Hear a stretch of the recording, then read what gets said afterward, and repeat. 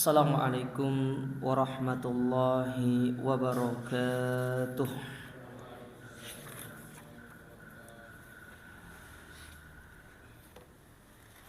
Innal hamdalillah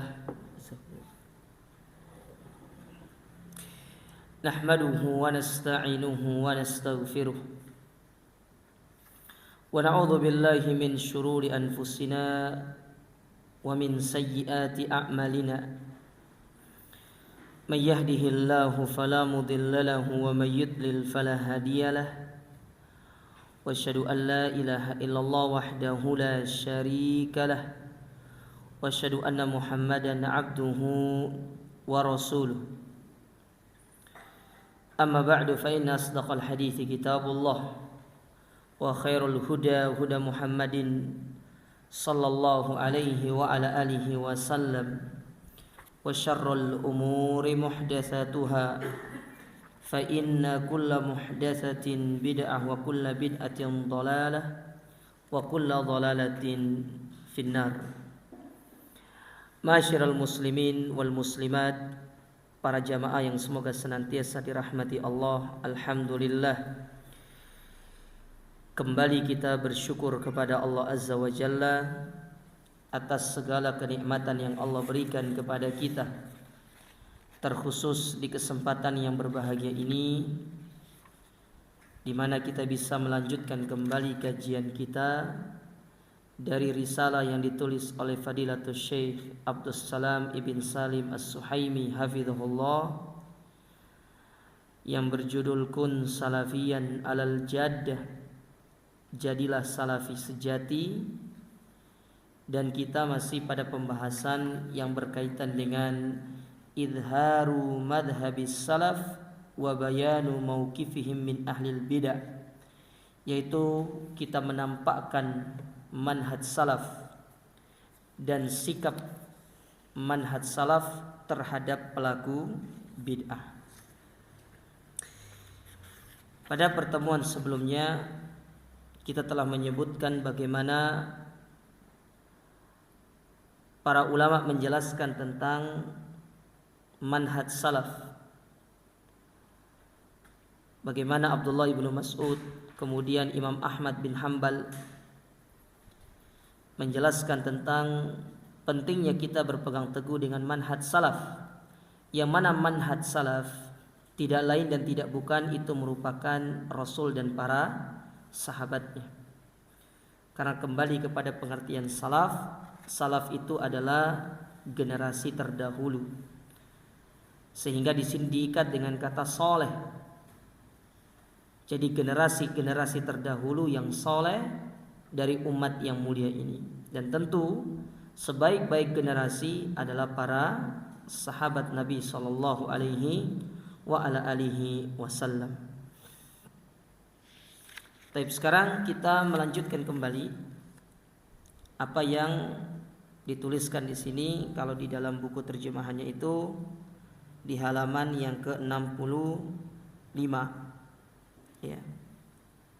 Di halaman yang ke-65. Tapi dikatakan di situ, qala Ibnu Katsir fi tafsiri qoulihi ta'ala, berkata Al-Imam Ibnu Katsir rahimahullah, salah seorang ulama atau murid dari Ibnu Taimiyah, yang mana Ibnu Katsir beliau itu bermadhab Syafi'i, adapun Ibnu Taimiyah beliau bermadhab Hambali. Ini contoh murid berbeda dengan gurunya secara madhab fikih, dan itu tidak ada masalah, karena madhab fikih itu sendiri adalah perkara yang sifatnya itu tidak wajib untuk istilahnya kita fanatik. Jadi boleh seorang itu berbeda madhab, ya, namun yang paling utama adalah mengikuti contoh Nabi sallallahu alaihi wa ala alihi wasallam.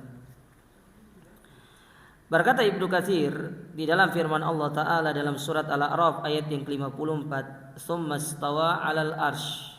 Kemudian Allah itu bersemayam di atas arasy-Nya. Ya, bersemayam di atas arasy. Dan ini salah satu dalil yang menunjukkan Allah itu di atas. Karena Allah menyebutkan tentang dirinya di atas itu di dalam 7 ayat, salah satunya ini. Begitu pula firman Allah dalam surat Toha, Ar-Rahman 'alal arsy istawa, yaitu Ar-Rahman, Allah itu bersemayam di atas arasy-Nya. Dan kalau kita mencari dalil-dalil yang lain itu banyak ya, yang berkaitan dengan Allah itu bersemayam di atas.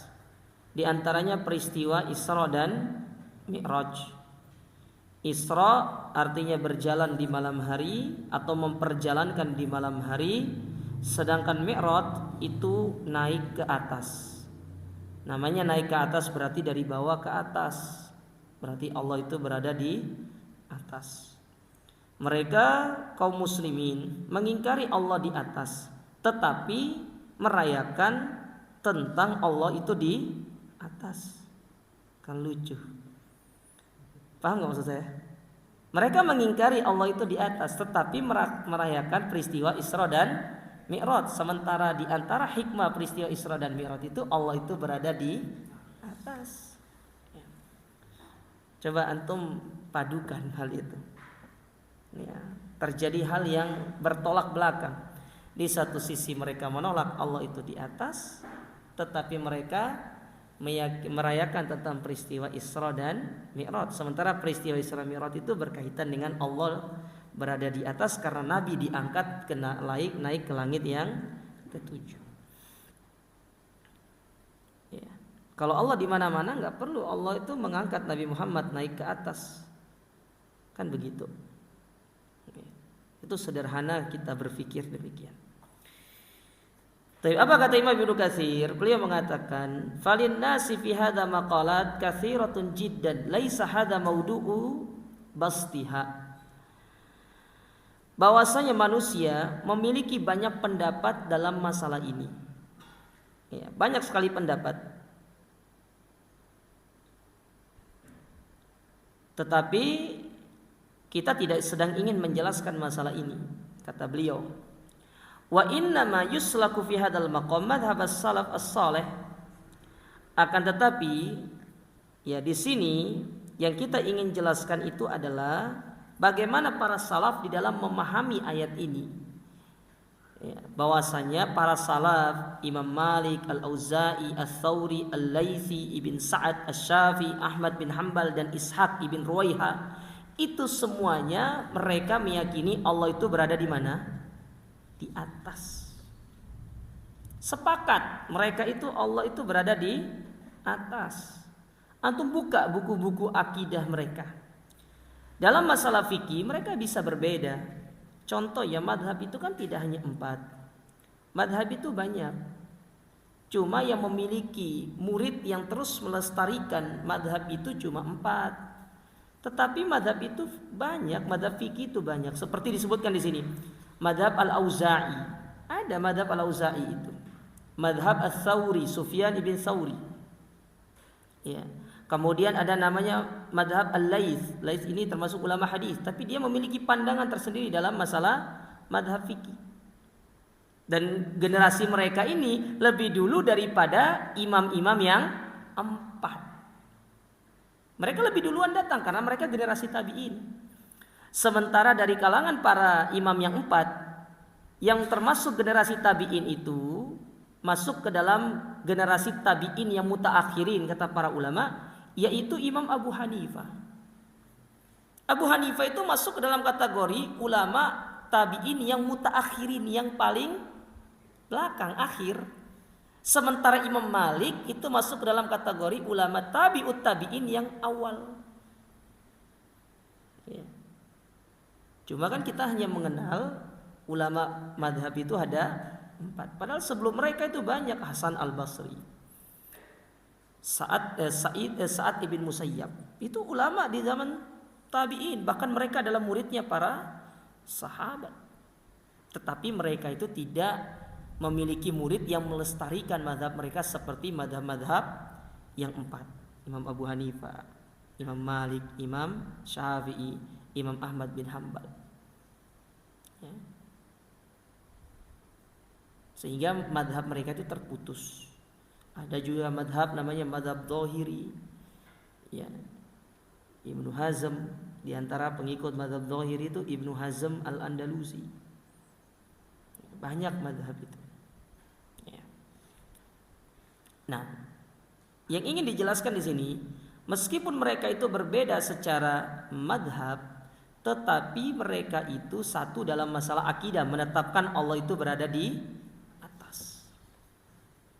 Coba antum baca buku akidah Imam Syafi'i. Nggak tahu ada di sini nggak buku akidah Imam Syafi'i? Coba antum, kalau ada di sini antum baca. Bagaimana akidah Imam Syafi'i? Ini aja lah yang paling gampang, bukunya Ustaz Yazid itu loh. Kan ada tuh ya, akidah Imam Syafi'i kan, warnanya kuning, kalau nggak salah itu. Ya, coba antum baca bukunya akidah Imam Syafi'i itu. Bagaimana? Kalau nggak salah Ustaz Yazid yang tulis. Menetapkan Allah itu berada di atas, dan itu dinukil secara langsung oleh murid beliau Al-Imam Al-Muzani. Ya.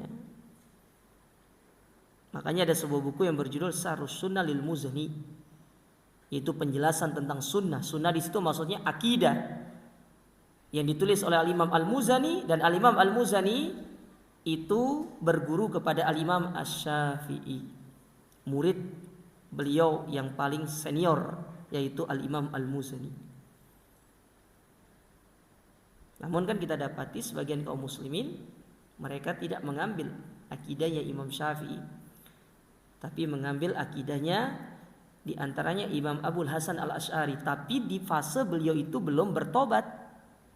Sementara kan Abul Hasan Al-Asy'ari, beliau itu kan mengalami fase yang pertama Mu'tazilah, baru setelah itu masuk ke fase berikutnya yaitu Asy'ariyah.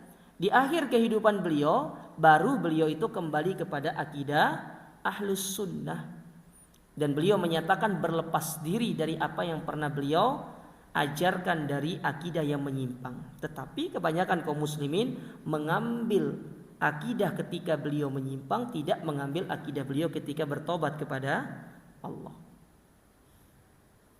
Kan seharusnya kan fair gitu loh. Sama seperti Al-Imam Al-Ghazali, sama. Al-Imam Al-Ghazali beliau menyimpang dahulu, tetapi bertobat kepada Allah Subhanahu wa taala di akhir-akhir kehidupan beliau. Tetapi kan yang mereka ambil itu kan penyimpangannya, bukan taubatnya. Kenapa? Kalau mereka mengambil akidah beliau ketika taubat, selesai mereka. Otomatis apa yang sudah mereka pernah ucapkan kan harus menarik kembali ucapan itu. Kalau bahasa kasarnya, mohon maaf nih, berarti kan harus menelan ludah kan gitu kan? Ya sudah dikeluarkan, ditelan lagi kan. Kadang-kadang orang itu ya kalau dia sudah memiliki apa istilahnya kedudukan di tengah masyarakat, enggan untuk disalahkan. Ya, diberikan masukan, dia tidak mau.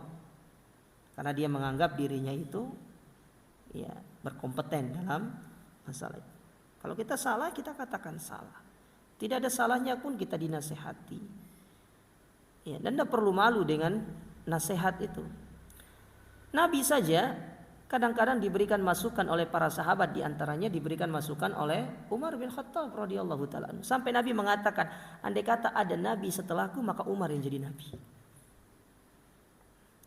Umar yang jadi nabi. Ya. Baik. Kemudian dikatakan di sini, wa qala al-Imam Ibnu Abil Iz Al-Hanafi, berkata Imam Ibnu Abil Iz Al-Hanafi di dalam kitab beliau Syarah Aqidah Thahawiyah. Ya. Ini bukunya luar biasa. Aqidah Thahawiyah ini menjelaskan tentang akidah Ahlus Sunnah, terkhusus yang berkaitan dengan sifat-sifat Allah Ta'ala. Ya, berkaitan dengan sifat-sifat Allah. Apa kata beliau ketika beliau mensyarah kitab Aqidah Thahawiyah ini? Tetapi kitab ini harus dipelajari ketika antum sudah selesai dari kitab lanjutan. Kadang ada orang mempelajari Aqidah Thahawiyah itu secara langsung. Ini keliru jamaah. Kalau antum mau belajar tentang kitab ini, antum harus tamat dulu Kitabut Tauhid, Kasyfus Syubuhat, kemudian pindah ke kitab yang lainnya yaitu Syarah Aqidah Wasithiyah. Kalau sudah tamat kitab itu baru antum pindah ke Aqidah Thahawiyah. Kalau antum pindah langsung ke Aqidah Thahawiyah, insya Allah nanti banyak makan obat pusing kalau itu. Ya. Karena berat kitabnya. Ini kitabnya berat. Ya. Bahkan para ulama berupaya untuk bagaimana mensyarah dengan syarah yang sederhana, tapi syarah yang terbaik itu adalah syarah yang ditulis oleh Imam Ibnu Abil Iz Al-Hanafi. Ya, taib. Perhatikan, beliau ini kan mazhabnya Hanafi.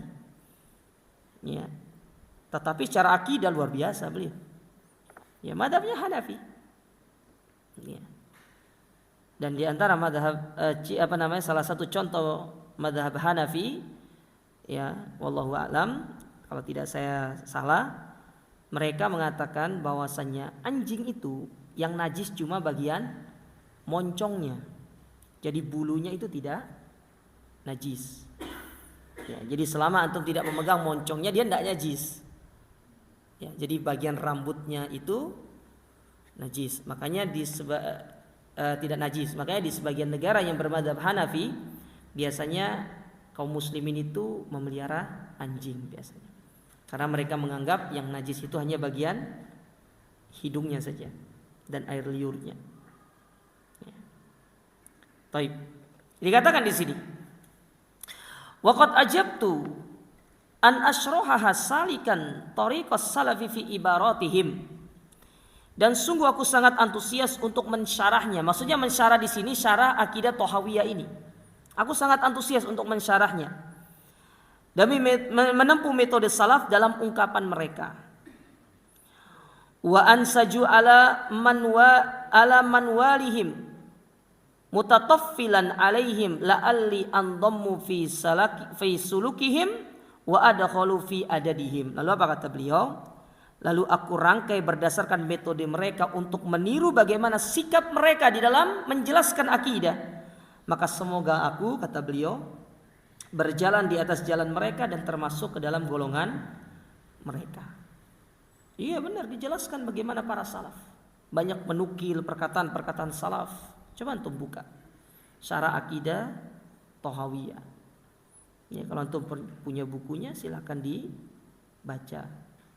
Ya, kalau ada hal-hal yang antum mungkin tidak fahami, nanti bisa ditanyakan kepada ustadz. Ya. Itu buku yang masya Allah luar biasa, Aqidah Thahawiyah. Nah ini perkataan Imam Ibnu Abil Iz Al-Hanafi. Kemudian wa qala al-Imam Az-Zahabi, berkata Imam Az-Zahabi. Imam Zahabi ini muridnya Ibnu Taimiyah. Jadi Ibnu Taimiyah itu muridnya banyak, pinter-pinter. Ya gurunya pinter, apalagi muridnya. Namun tidak menjamin juga, kadang gurunya pinter, muridnya juga kurang pinter. Saya tidak bilang bodoh, tapi kurang pinter. Ya, tapi ini diantara contoh guru yang masya Allah, gurunya top, muridnya juga top. Ibnu Taimiyah itu punya murid Ibnu Qayyim, Al-Imam Az-Zahabi, Al-Imam Ibnu Katsir. Ya, itu murid-murid beliau. Ya. Siapa yang tidak kenal Imam Az-Zahabi? Di antara kitab beliau yang fenomenal, Siyar A'lamin Nubala. Apa itu Siyar A'lamin Nubala? Siyar itu perjalanan. Ya, perjalanan a'lam, orang-orang yang luar biasa dari kalangan umat ini. Jadi perjalanan orang-orang soleh dari kalangan umat ini diceritakan oleh beliau di dalam buku beliau Siyar A'lamin Nubala itu. Ya, jadi dari manusia pertama, orang pertama yang soleh dari kalangan umat ini disebutkan, sampai ke generasi-generasi berikutnya itu disebutkan oleh beliau, dicatat sama beliau. Ya. Nah, apa kata beliau? Fi muqaddimati kitabihi Al-Qayyim Al-Ulu lil Aliyil Ghaffar. Di dalam sebuah kitab beliau yang berjudul Al-Ulu lil Aliyil Ghaffar, yaitu sifat ketinggian bagi yang maha tinggi dan maha pengampun.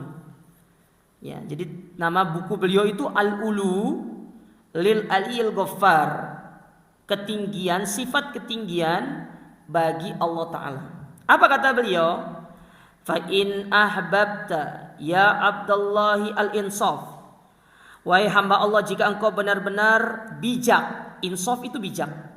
Jika engkau benar-benar bijak di dalam engkau bersikap, Fakib ma'anususil Qur'ani was sunnah, maka hendaklah engkau bersikap itu sesuai dengan apa yang telah diterangkan di dalam Al-Quran dan sunnah.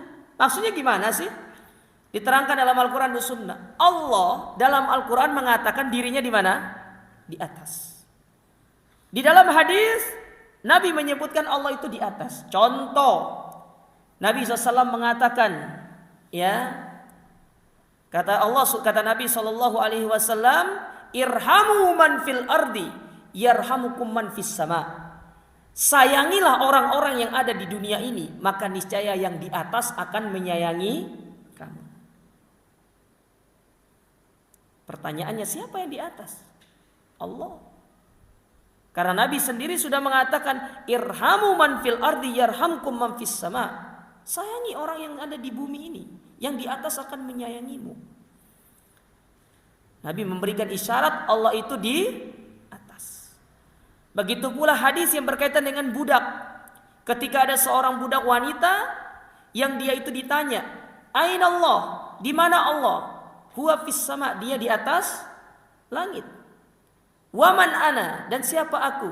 Engkau adalah Rasulullah. Lalu apa kata Nabi? Ya a'tikha, bebaskan dia, fa innaha mu'minah, karena dia seorang mukmin. Lihat pertanyaan Allah itu, di mana Allah? Pertanyaannya Nabi kepada orang ini, di mana Allah? Dia jawab, Allah di langit. Makanya dahulu para salaf itu, apa yang Nabi SAW dan Allah sampaikan kepada mereka, mereka sudah paham. Di mana Allah? Allah di langit. Ar-Rahman 'alal arsy istawa, Allah bersama yang di atas arsy. Paham mereka. Tidak ada pertanyaan di antara mereka. Karena memang ketika Allah mengabarkan tentang dirinya Allah itu di langit, mereka itu sudah memahami tentang kapasitas otaknya mereka itu, bahwasanya bagaimananya Allah bersemayam itu yang tidak ada kabarnya. Tidak ada kabarnya. Karena Nabi hanya stop sampai mengatakan kepada mereka Allah itu berada di atas. Itu doang. Nabi tidak menyebutkan Allah itu seperti apa, bagaimana bersemayamnya. Tidak, hanya Allah dan Rasulnya menyebutkan Allah di atas. Mereka faham atas itu bagaimana, ya namanya atas itu apa, tetapi yang mereka stop diri mereka itu karena mereka mengetahui tentang kapasitas diri mereka, ilmu mereka itu terbatas, mereka tidak bertanya tentang bagaimana Allah itu bersemayam. Makanya ketika pertanyaan itu muncul di zaman Imam Malik di abad yang ketiga Hijriah, Imam Malik pun langsung merah mukanya dengan mengatakan al-istiwa maklum. Namanya bersemayam itu semua orang tahu. Ya, kata-kata istiwa itu, bersemayam di atas itu faham. Lalu beliau tekankan wal kaifiyatul majhul, tetapi yang tidak ada keterangannya itu tentang bagaimana tata cara beristiwa. Itu enggak ada keterangannya. Lalu apa kata beliau? Was-su'alu anhu bid'ah.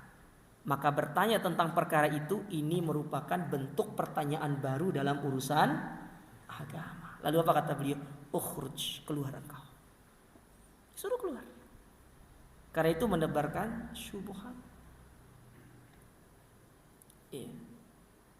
Nggak usahlah kita bertanya tentang Allah, itu terlalu jauh kita bertanya tentang Allah.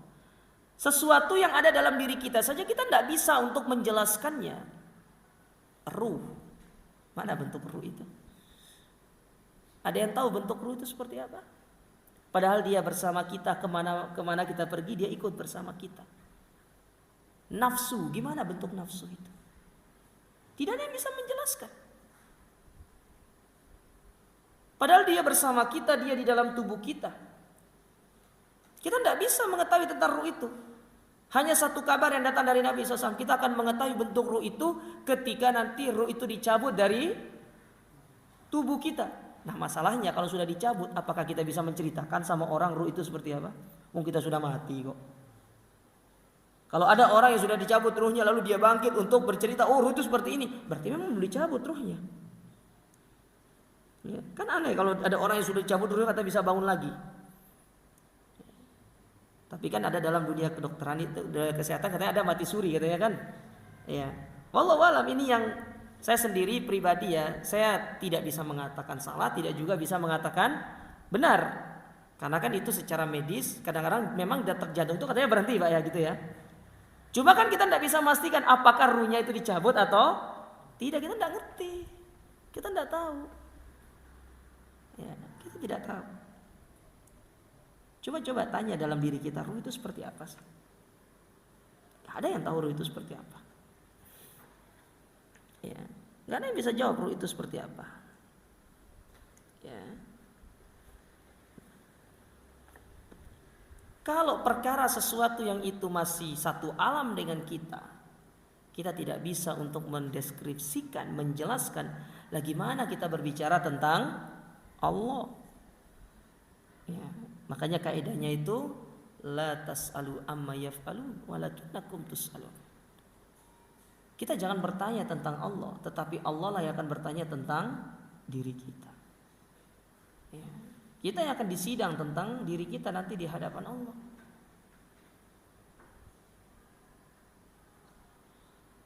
Nah, inilah akidah salaf. Benar-benar kita tuh diajak untuk bagaimana kita berpikir itu sesuai dengan kapasitas kita. Kemudian kita ditekankan untuk beriman dalam perkara-perkara yang ilmu logika kita nggak sampai ke sana. Ya, tidak sampai ke sana. Sudah kita imani saja. Kembali ke peristiwa Isra dan Mi'raj. Apa sih diantara hikmah Isra dan Mi'raj selain dari Allah itu berada di atas?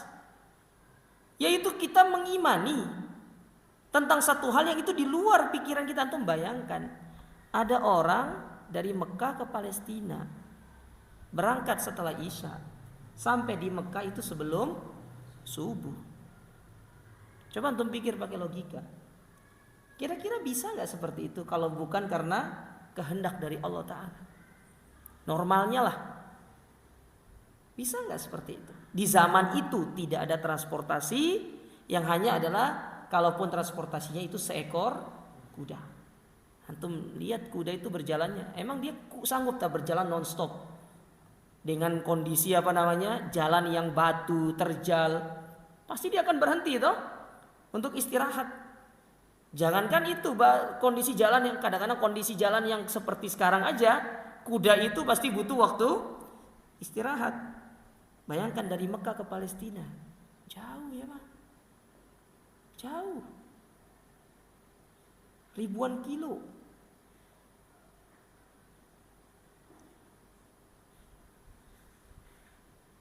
Tetapi di situ kita disuruh beriman, tunduk, karena kita tidak nyampe, akal kita tuh tidak nyampe ke sana, otak kita nggak nyampe ke sana, ilmu kita nggak nyampe.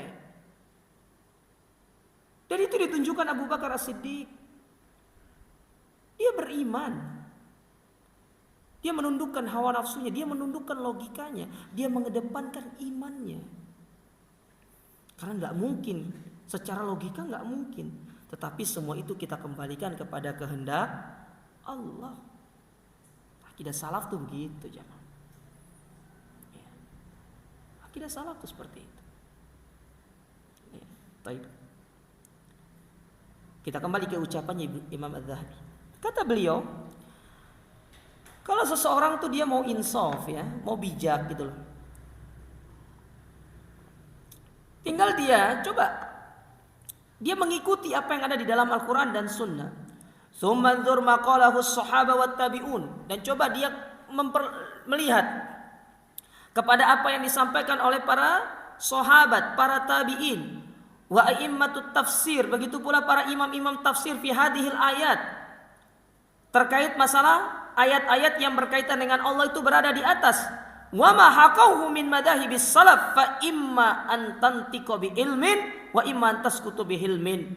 Maka niscaya ya akan ada dua sifat di situ, dua sikap yang bisa kita kedepankan, berbicara dengan ilmu atau kita diam dengan santunnya. Kalau nggak punya ilmu sudah diam. Ya. Makanya di dalam sebuah hadis yang dihasankan oleh para ulama, kata Nabi SAW, ta'allamu samta kama tata'allamul kalam. Kadang-kadang kita itu perlu untuk belajar diam, sebagaimana kita sering belajar untuk berbicara. Ya. Karena ada istilah sekarang itu apa? Speaking class gitu kan? Belajar ngomong di depan publik.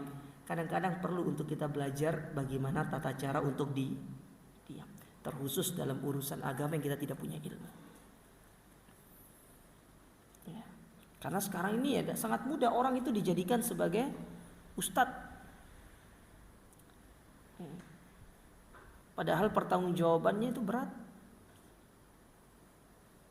Oleh karenanya apa kata seorang penyair? Kata seorang penyair begini.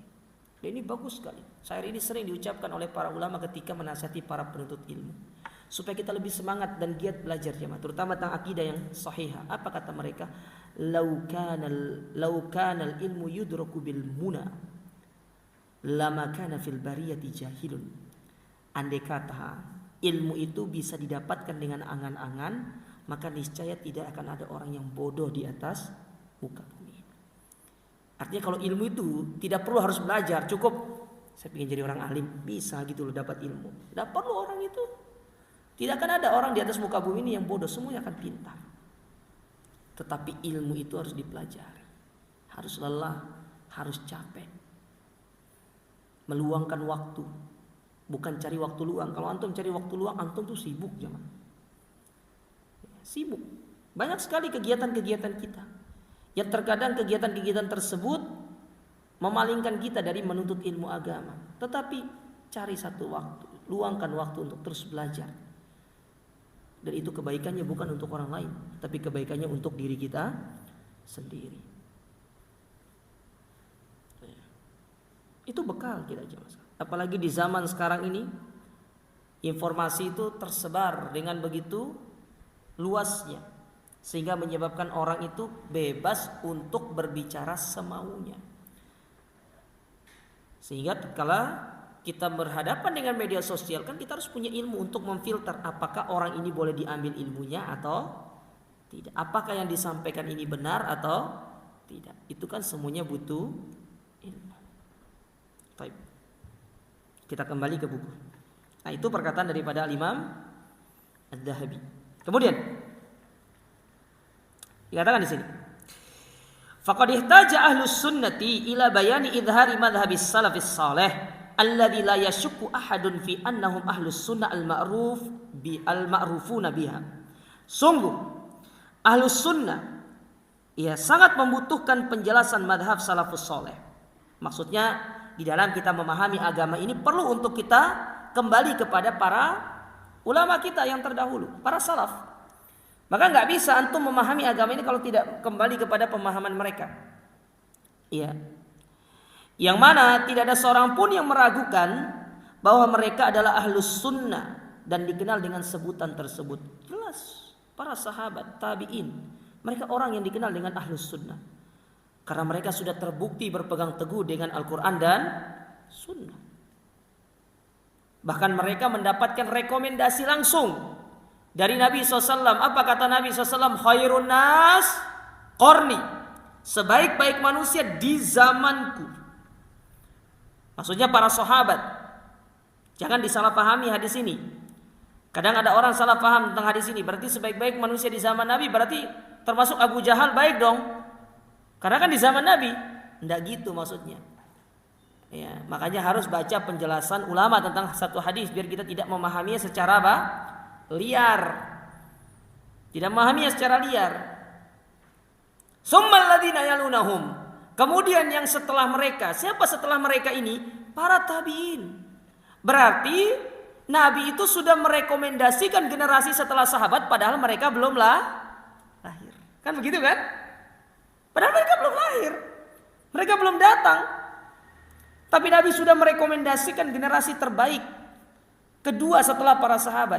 Tidak cukup mereka. Lalu Nabi mengatakan dengan yang ketiga, summal ladzina yalunahum, kemudian generasi yang setelahnya, yaitu generasi tabi'in. Bayangkan Nabi sudah merekomendasikan, kita disuruh untuk mengikuti mereka. Itu sebagai isyarat bahwasanya agama ini tidak boleh kita memahaminya kecuali kita memahami dengan bagaimana ketiga generasi ini memahami tentang agama yang mulia ini. Pertanyaannya sekarang ini, kita kan siapa yang merekomendasikan? Ya. Oke lah para ustadz-ustadz kita yang merekomendasikan kita. Kalau dibandingkan dengan rekomendasinya Nabi, mana yang lebih mulia? Tentu rekomendasinya Nabi Shallallahu Alaihi Wasallam. Jelas ayatnya, jelas hadisnya. Apalagi yang menjadi kan kita ragu untuk kita tidak mengikuti mazhabnya salafus saleh. Taib. Adzan. Belum. Cepat banget sekarang ya.